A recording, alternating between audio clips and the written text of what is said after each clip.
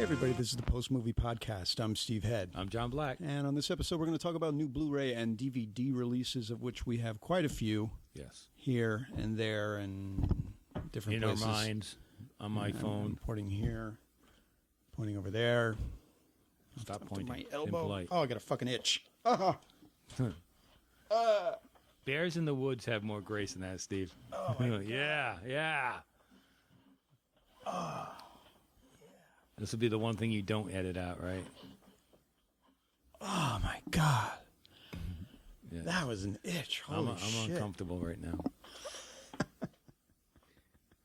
What kind of a it was DVD like, makes you just like noise? a bear scratching their fucking back against the tree, man. That's how good it felt. Yeah. That's right, Yogi. Oh, man. Oh, back to the show. Yeah. Blowing smoke rings up at the ceiling now. Oh, man, it's still there. My back is fucking itching. All right, stop the taping. You know what it is? Embarrassing? It's the warm weather. Yeah. It's like I have dry skin. I have very sensitive skin. Well, stop scraping it against the back of the chair. A change in temperature from outside to in here. It's the warm. My skin reacts to the change in temperature, and wow, that feels a lot better. We've lost the audience. You know that. Oh yeah. You've almost lost me. Thank you. Good night. Oh, it's still itching, man. Fuck. I'm good. Yeah? Okay. Let's start. New Blu-ray and DVD releases.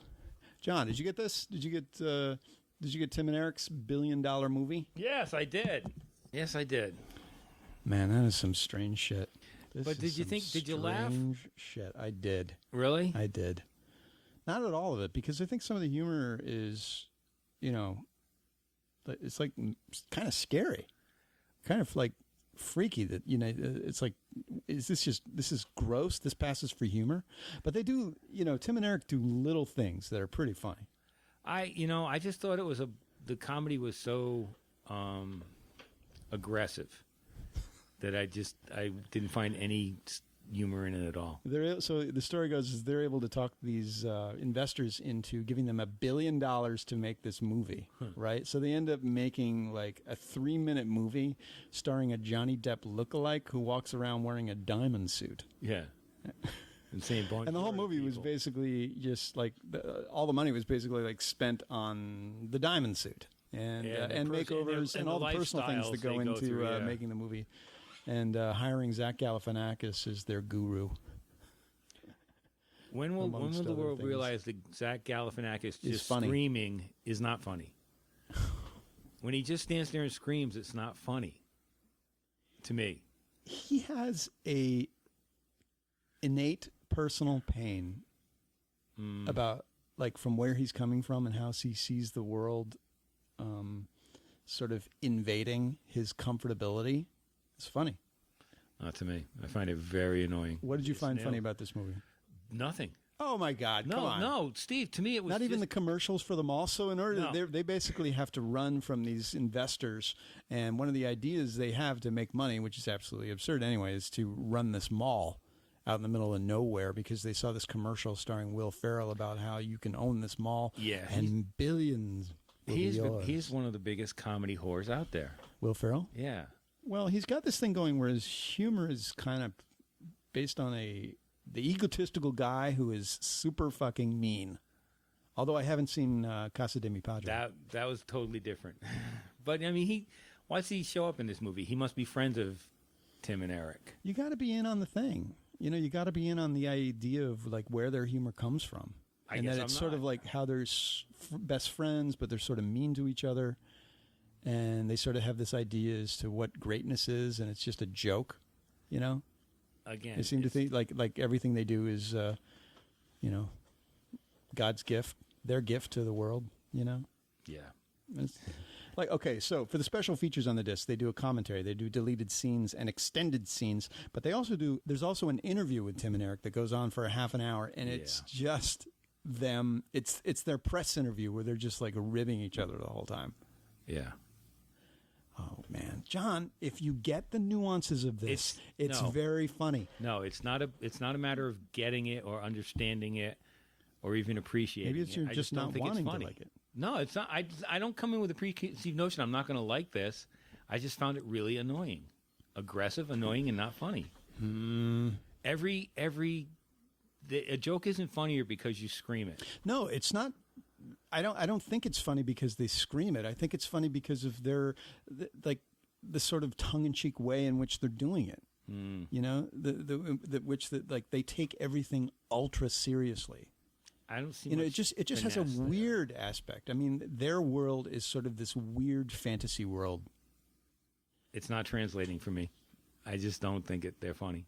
I don't think anything they've done is funny. The TV shows or the idea of stretching. I don't think everything they do is funny, but there are. Yeah. I'd give them a 50% funny factor on this. Good. I mean, comedy's very subjective. Yeah. So, and this is another one of those things. I think it's an amusing film. Yeah. Doesn't totally work.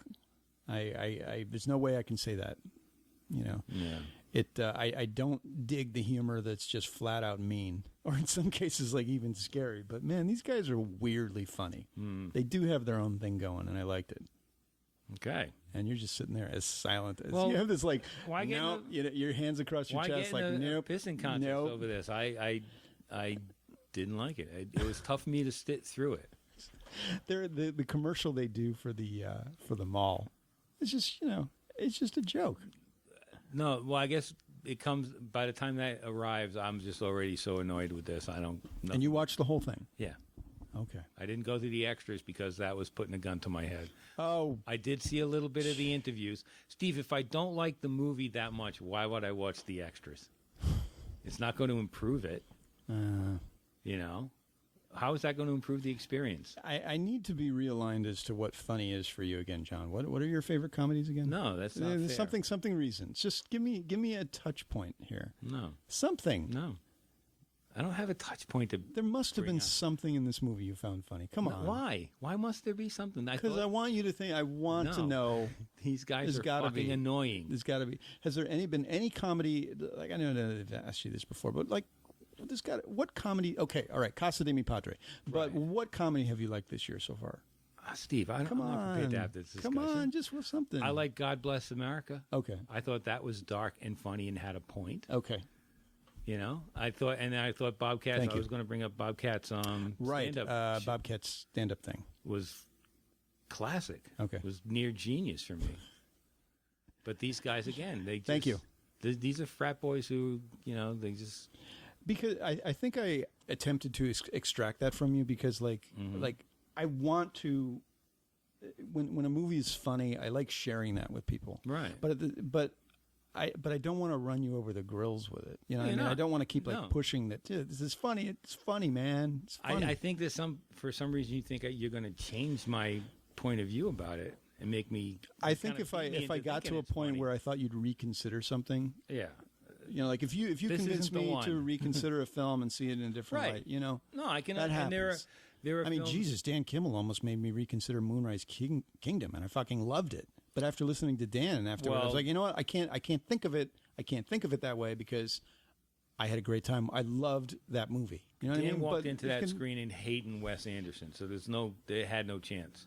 He hates Wes Anderson movies, so it has no chance. So I won't even discuss it with Dan. You know, and there are movies. Yeah, there are movies where I'm on the fence about, or that someone feels passionate enough about that I'll reconsider, but not this one. Never. All right, I can't get you to reconsider Tim and Eric's $1 billion movie. No, I don't think maybe you can something get me else to keep it. You know. So, what do you have there? I'm going to start out with a surprise to me. This is a British. I guess it's a TV miniseries called The Runaway. That is an unusual package. Huh? It's like a double thick, transparent DVD box. It's why does it have to be like that? I don't know. Is this like for children or something? This comes from BFS Entertainment. All their packaging is big like this. It starts out. This is I think there's 6 episodes. It starts out like a pretty conventional British crime, like mob movie. What's it called again? The Runaway. There's a young couple. There's a young guy. He's a boxer. And, it starts out in the boxing ring. And you see all these mob guys around. So, you kind of get a feeling what the story's going on. Except he snaps in the ring and nearly kills the guy he's fighting. Snaps in the ring. And then the mobsters lost a lot of money on him. And then the story starts to snowball in interesting ways. It's never predictable. It's the story of the boxer and the story of his half-sister / girlfriend, who's only 15 at the time. She's the runaway. She runs away, gets arrested for killing the guy who tried to rape her prostitute mom. She goes to an institution where she's brutalized. She escapes, goes to Soho in London, ends up living with Alan Cumming, who is a transvestite. It just gets thicker and thicker, the story. It's not going to make sense explaining it all. But it's the kind of show that each story not only stands on its own, but has a killer ending that makes you want to go to the next one. So, again, it has Alan Cumming, probably the only name people recent? recognize. Yeah, I think it's 2010. And I did actually watch the extras. And they're just mini interviews with the cast members. But it's interesting. That warms me. It warms my heart. Yeah, I thought of you. I was like, all right, it's only going to be a half hour. I can do this. But it's like, they're like, each one is a 5-minute interview with like Alan Cumming and the young actors who played the lead. He's a strange guy. He is. I met him briefly one time at the Nantucket Film Festival like 6 years ago. Right. I did the interview when he was on Nightcrawler at the X-Men junket. He was on Nightcrawler? He was on Nightcrawler. He was Nightcrawler. I'm trying to imagine that. But he did the junket, and he's just a wee little Scotsman. He's got a light little voice. I guess I can't get the image out of my head the first time I saw him on screen, and that was in Kubrick's Eyes Wide Shut. What was he in that? He played a guy he was the guy who rented the costume that Tom Cruise wears. I think he was the guy who rented the costume that Tom Cruise wears to the secret party orgy. I don't remember. And he had this weird, like Alan Cumming had this weird sort of funny, slinky, quasi kind of being interested in Tom Cruise thing. Sounds like it was weird. Do you think that movie's worth revisiting, Eyes Wide Shut? I think so. I've noticed a few people in the past couple of years have come out saying that it's really not what they thought it was. Yeah. It's just not that good. It was just revered because it was released, in the year or so after Kubrick passing away, and it was his last film. So how could it not be revered? But put some time in between then and now, and some people are like, I remember it being a real head scratcher when I saw the press screening. Yeah. But I'd like to revisit it, not only because I think Nicole Kidman's pretty hot in it. Yeah. Yeah. But anyway, yeah. So The Runaway, it's a British show on BFS Entertainment. Highly recommend it. Did you see Chronicle? Yes, when it came in the out? theaters, yes. I regretted not being able to make that press screening. I regretted not being able to see it. Did finally watch it yesterday with Sarah, and it's a found footage movie, and I was skeptical of it, as I believe Sarah was skeptical of it, and so we watched it, and as it went on, it just became more, fascinating. Yeah. And riveting. And I remember thinking, after watching it, that we were like, in a way, it was one of these films you watch and you get the feeling like you're seeing something play out on screen that you've, like imagery and whatnot, that you've never seen before. It is a weird sort of, you're in this sort of tunnel watching something you've never seen before. Not that this is like a super special movie or something, but it deals with some strange issues. The fear of, one of the Jedi things, like, are you going to be responsible if you have all this fucking power? Are you going to be? And then it's sort of like who you are. Yeah, and sort of the Spider-Man thing too. But and then maybe perhaps how your background and your life's circumstances, your upbringing, sort of determine how responsible you are and how you treat people. Who's mean to bugs? Who's mean to animals? Who gets a kick out of toying with people? And if you have the ability to do it, would you do it? Right. And it brought up these sort of weird questions about responsibility and, people being of the right mind. And so Chronicle is strange and maybe even a little disconcerting in that way. And so it concerns these 3 high school kids who in their, I guess, senior year one of the kids decides to film his life, and his home life sucks. He's basically being abused by his father, who's caretaking his mother back at the house, and his father just like blames him for everything, and the kids hate it at school, and you really get the sense of the oppressiveness of this kid Andrew's existence, which pretty much sucks. So he's invited to a rave by his cousin, and I guess they're a friend of theirs, Steve. Well, Andrew says he doesn't really have any friends, but an acquaintance of theirs, Steve, comes along, and they discover this, as they're in a drunken stupor, they discover this, something like a quarry close to the place where the rave is, and then there's this hole, and they just, in their drunkenness, decide to go into this mini abyss where they discover some really weird shit, some rock-like structures that are all gleaming and shit, and something happens down there that causes all of their noses to bleed. They shortly realize after coming to from their hangovers that they've got some sort of strange telekinetic power. Right. And the more they use it, it may cause their nose to bleed. And that I guess, is the extent of the adverse reaction to it. But the power actually becomes stronger. I guess maybe the first half of the movie is kind of like gags. Things that you can do just to play tricks on people. And then have the teddy bear chase a girl in a toy store and have girl skirts blow up and, move somebody's car in a parking lot. Yeah. Things I would do if I suddenly had telekinetic power. Yeah, and then they slowly discover that they can use this telekinesis on themselves to float. So they then realize they've got this like flying power.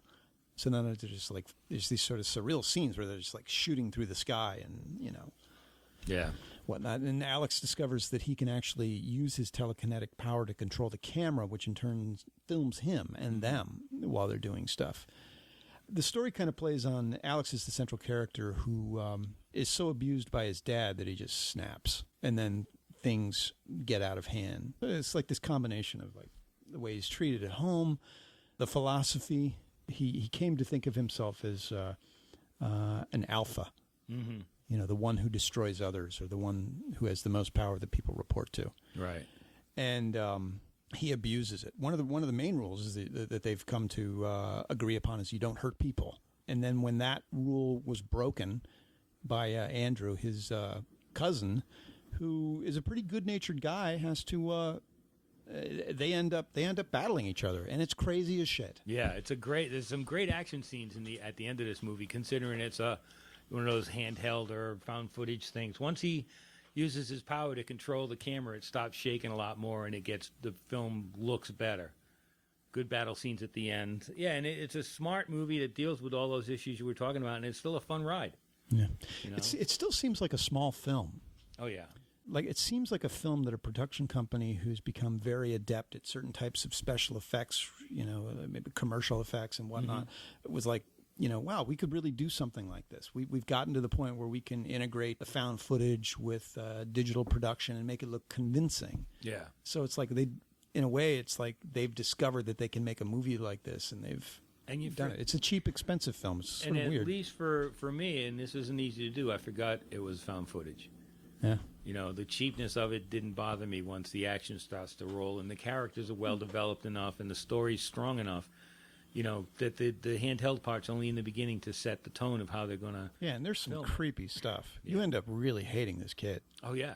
Who I don't think really wanted to be a bad guy, but it's like, in a way, it's like the birth of a bad guy. How does a bad guy think? How are things so fucked up for that person that they have no problems hurting other people, imposing their will and doing what they want? How do things get so fucked up in somebody's head? So it's like the birth of the bad guy and the staunchness of a good guy. It's sort of, you sort of see it here. At least you feel like you do. Yeah, that's the impression I got. We both enjoyed it. How did that rank on your films for? I liked it a lot, and I was glad. I think we all went in to the screening, thinking, "Oh God, a found footage sci-fi film. This is going to suck," and it really captured our imaginations a lot. That's what I think it does. It captures your imagination. You follow the story, and this kid does become detestable. But you feel bad for him because you kind of know what there's enough reason given in the story of what his life was like, and then you don't agree with what he's doing, but you start to think, just how can you stop him? How is it possible to stop him? There's the idea that, like, as much as you use this ability, the stronger you get. And the kid believes that he's actually stronger than his other two friends. Yeah. So that they wouldn't be able to stop him. It's uncomfortable. Yeah, it's good. It's movie. good. So it's out in Blu-ray, DVD. And the Blu-ray, I guess they said that you get on the Blu-ray a deleted scene. Now, on the DVD, they have test footage that actually, I think if I recall, it has a scenario or two that isn't in the film. Mm-hmm. But apparently on the Blu-ray, there, which I didn't, I watched the DVD, there's supposed to be a deleted scene that takes place in one of the kids' kitchen. Not much for extras, but that's what they're.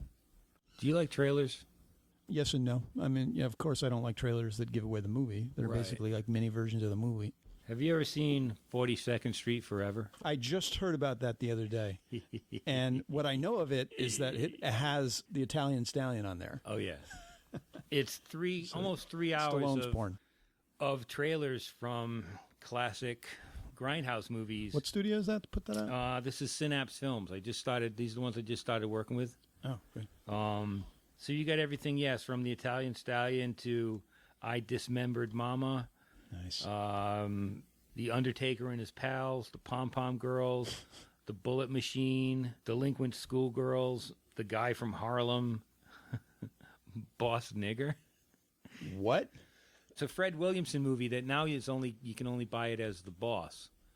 So there's no features on there. It's just trailers. No, it's just 3 hours of trailers, and they're kind of grouped as like, okay, here's the blaxploitation ones, here's the sex ones, here's the sci-fi ones. Flesh Gordon's in here. Yeah. Here's the horror ones. Yeah, but there's this Fred Williamson movie, and when it came out, and on the trailer, it's Boss Nigger, because he's a black sheriff that goes into a western town and fights Whitey. And it's pure blaxploitation. And we looked it up on Netflix. In fact, my brother and I watched this with the Netflix file open. We kept playing, let's go see that one. Let's go see that one. Most of them aren't available. Really? But now Boss I'm sorry, I missed that. You said they are available? A lot of them aren't. Okay. I mean, it's hard to find. You can get I Dismembered Mama, but you can't get I don't know if you can get the Italian Stallion. But the other part about watching this, it's 3 hours, and we're sitting there going, yeah, I've seen that. I own that. I've seen that. I want to see that. These are my kind of movies. So you've got a reference guide. I do, and it's the handiest reference from guide which is basically your checklist. Ever had. Yeah, so I would highly recommend. It's fun to watch just in itself too. That back in the 70s and 80s when these films were made, they cranked out a lot more product. Yeah, because they had the double features. You had your A film and your B film. So these are all B movies, or they played on 42nd Street before it became New York's Disney East. Mm-hmm. So I just have a blast. And the one thing I don't recommend is trying to sit through all 3 hours at once. It'll kill you. So take a section. Watch the horror things. You know what? You watch, trailers are only 2 minutes, 3 minutes max. 3 hours of them, it's a lot of fucking trailers. So I would take them in small Good doses. Laughs, I suppose. Oh, yeah, big laughs. Not intentional most of the time. Sure. But, really, bad kung fu movies where they're not even close to hitting the other guy and he falls down. The excuses they come up to take off a girl's top is amazing. Especially when one of them is a nature film. They have a lot of nature film trailers, It's like naked girls playing volleyball. Great. So, yeah, a lot of fun. So, 42nd Street Forever. Examples of what disreputable film producers do. Or examples of the movies I grew up on and still love. I'm going to talk about a new Criterion title, but I want to make a couple of announcements first. There's a couple of DVDs coming out that, at least from my perspective, this one looks cool. It's Lancelot Link, Secret Chimp.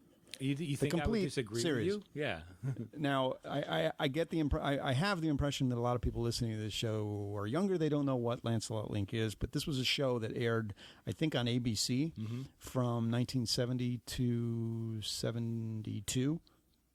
71 or 72. And they say it was 2 seasons, but really there's only 17 episodes in total. And I can't imagine that those were easy to make because they star apes. No. Chimps. They star chimps. I'm sorry. Yeah.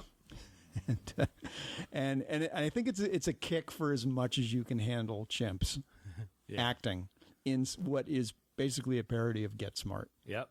And so for lovers of Lost Saturday Morning children's show, children's shows. I highly recommend it. Lancelot Lane comes out later in the month, so we're going to talk about that. Yes. At a later time after I get to watching more than one of the episodes. Another disc that's coming out is Playback, starring Jonathan Picard and Christian Slater. I was totally planning on talking about it, but I only got to watching half of it, so to be fair, I got to save it for next week. Okay. It's Playback from Magnet. You haven't watched it yet? No. I saw the trailer and I'm kind of like, it's sort of a found footage thing. It looks like, yeah. And Christian Slater plays a cop, but I'm not going to get into it because the thing I is, haven't watched it all. even though he doesn't always make the best movie, I always get a kick out of watching Christian Slater do his thing. There is something about Christian Slater. Yeah, he has I think I'm just going to say like something Tarantino-esque about him. Uh-huh. Maybe it's because the idea that you get the idea when you're watching him that you know that he's really trying to do something cool, and maybe it kind of works, although it doesn't all the time.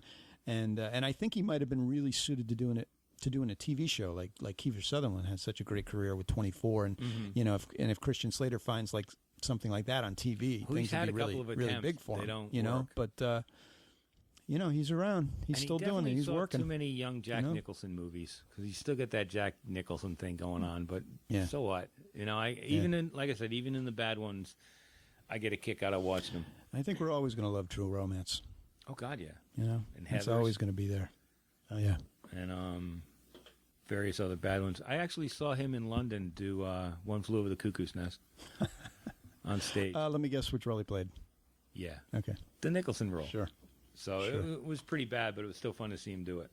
The film I wanted to get to talking about is the Criterion release of Alhambra, The Illegal, directed by Robert M. Young. Now, this is from 1977, and it's a story about an immigrant who, what he goes through, just to make a few $100s to bring back to his wife who's just had a baby, just the whole process of the scary process of being able to get into the U.S., if you're not stopped by the Mexican police, you got to deal with trying to get by the U.S., border security. Yeah, Border Patrol.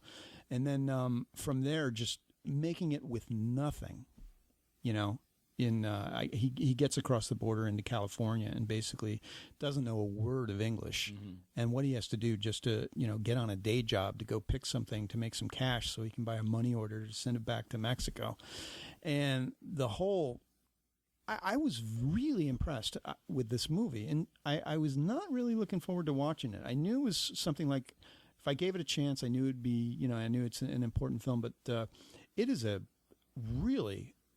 it's a great film, and this is an example of a film made by a director who I don't know much about, but after having seen it, I feel like, well, this is my gateway film. Now I want to see whatever else Robert M. Young has done, and I knew that he did this other film in 1979 called Rich Kids, starring Trini Alvarado from Times Square. I don't know if you've ever seen Times Square. Yeah, but that was the only thing that I think I had seen of Robert M. Young's, and that was just probably 30 years ago. Wow! And I remember seeing that playing at the theater. It was sort of in theaters at the time of. Do you remember the movie A Little Romance with Laurence Olivier?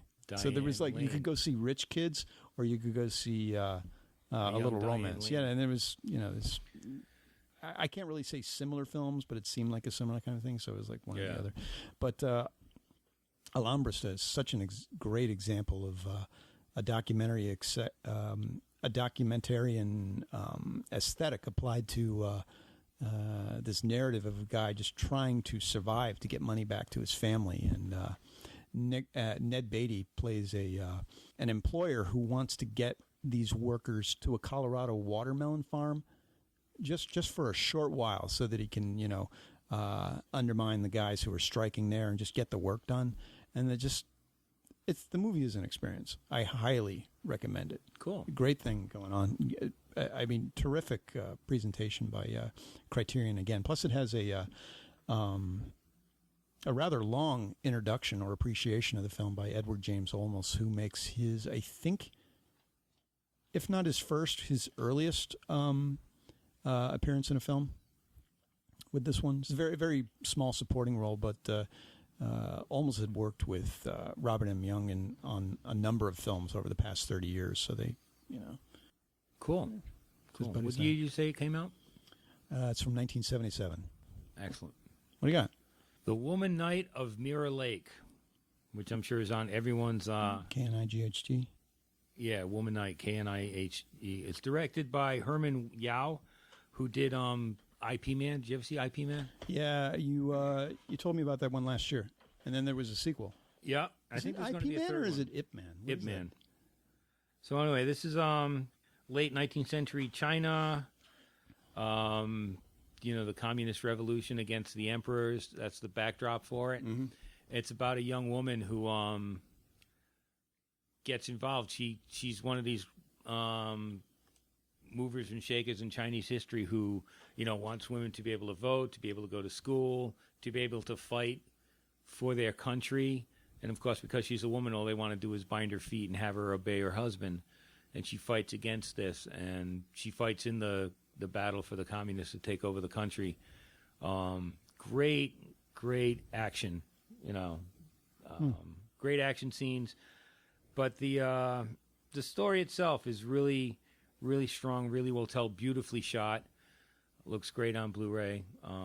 So yeah, it's like it's a really smart kung fu movie, which I enjoy the dumb ones too. Is that a rarity? Yeah, they are. And I watch a lot of kung fu movies. So anything that goes beyond just there's been a resurgence in kung fu movies lately to tell the story of the Chinese communists defeating the emperors.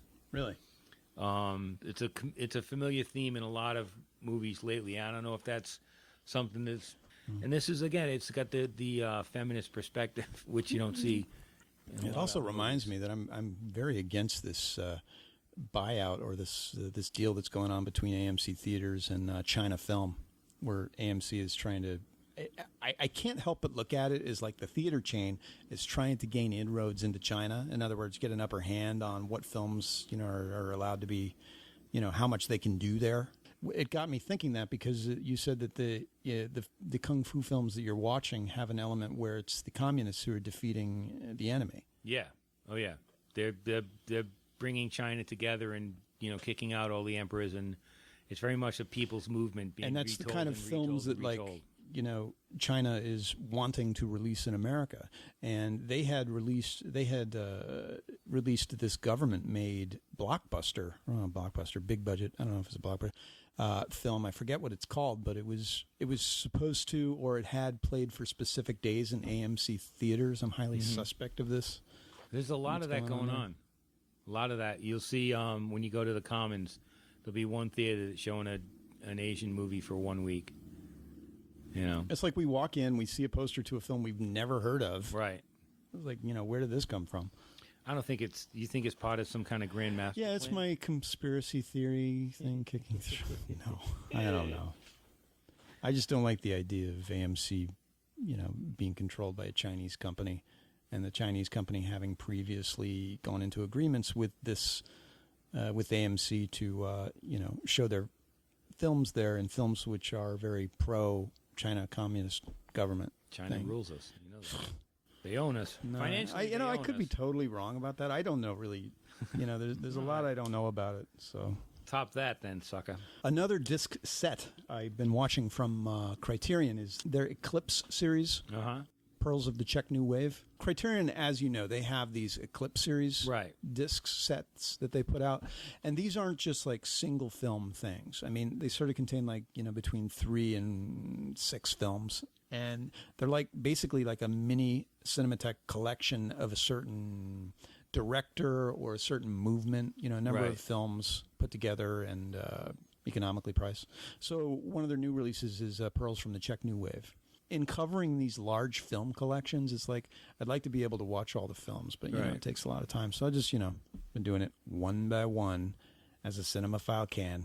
And the first one I watched was Return of the Prodigal Son by Ewald Schramm. And this is a film from 1967 about a guy who tried to commit suicide, failed. He's been living in and out of an insane asylum in communist-run Czech Republic. And it's this film that's just fascinating because it's filled with these characters. I wouldn't even say it's depressing, even though it's sort of about a very depressing subject.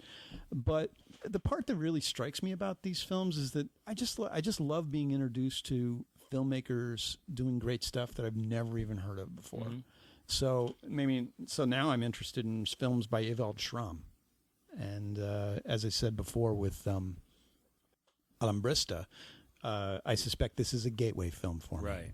Return of the Prodigal Son. Cool. I think we're good. Yeah. Unless you got something else. Oh. Anything else? No. We didn't even talk about an asylum disc today. Well, we already covered. There's nothing. Nazis at the center of the earth. Well, there are a couple of titles that Asylum has put out that we haven't talked about. I don't think we ever talked about Snow White, did we? No. But we can do it at a later time. You did. Plus, they also did Air Collision. That movie sucked. With Reginald Bell Johnson. That was pretty bad. He's the guy from Die Hard. Yeah, from Die Hard. Yeah. Yeah. Good for him. He got work, but wasn't a very good movie. Yeah, I'm gonna. I plan to watch it this week, so okay. We'll see how I react to that. Violently, I'm sure. Let's see what kind of reaction that inspires me. Break out in hives. Yeah. You can listen to all of our episodes online. We're at post-movie.net, and you can like us on Facebook, which would be really cool because sometimes that's where our conversation goes, and we post all of our shows on Facebook. But most of the stuff, the place we'd love you to go is post-movie.net. And also, if you can leave us a review on iTunes, we'd be so appreciative, like on the edge of tears. We would love a review on iTunes. Can't we just go post one ourselves and then assume name? No. That's why not? Disingenuous. Duh. Everything we do here is disingenuous. We're not even in your apartment. iTunes. Lots of people, we get like 1,000 downloads for the last episode. And what does it equate to on iTunes? Nothing. We're going a little speck. A speck of love. We'll deal with it. And if you have anything you'd like to say to us, send us an email. We'd like to hear from you. We're at contact@post-movie.net. Until next time, I'm Steve Head. I'm John Black. So long, everybody.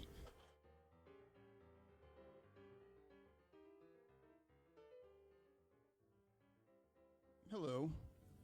I hope everybody's doing well. Sit back, relax. We should have like a Barry Whitey voice. Come on. Hello, people. Real low. I'm not even going to try. Lower.